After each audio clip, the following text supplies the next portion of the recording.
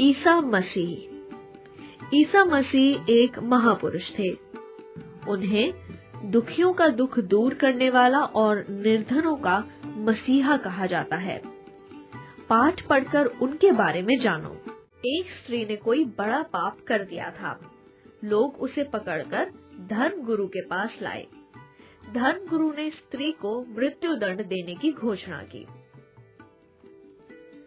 लोगों ने हाथ में पत्थर उठा लिए और उसे मारने की तैयारी करने लगे। वह डरकर जमीन पर गिर पड़ी और चीखने चिल्लाने लगी। इसी समय भीड़ से निकलकर एक व्यक्ति बाहर आया।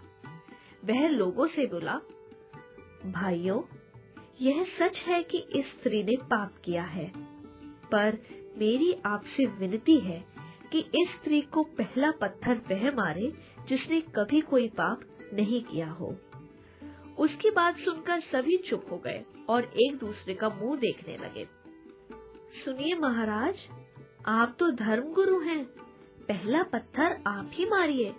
आपने तो कभी कोई पाप नहीं किया होगा। यह सुनकर धर्म गुरु का सिर झुक गया। उन्होंने स्त्री को क्षमा कर दिया।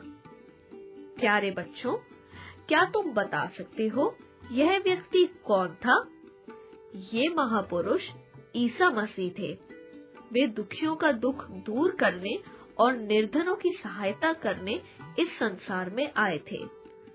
उन्हें प्रभु यीशु, जीसस और क्राइस्ट के नाम से भी पुकारा जाता है। ईसा मसीह का जन्म बैथलहम के एक साधारण यहूदी परिवार में हुआ था। इनके पालक पिता का नाम यूसुफ और माता का नाम मरियम था। इस बालक के जन्म लेते ही किसी ने कहा था कि यह बड़ा होकर यहूदियों का राजा बनेगा। यहूदियों के राजा हेरोद को जब इस बात का पता चला तो वह बहुत क्रोधित हुआ। उसने आदेश दिया कि मरियम के बेटे को मार डाला जाए। यूसुफ और मरियम को इस आदेश का पता चला तो उन्होंने बैथलहम छोड़ दिया। अपने पुत्र के साथ वे नाजरेत नगर में जा बसे। ईसा मसीह का बचपन नाजरेत नगर में बीता।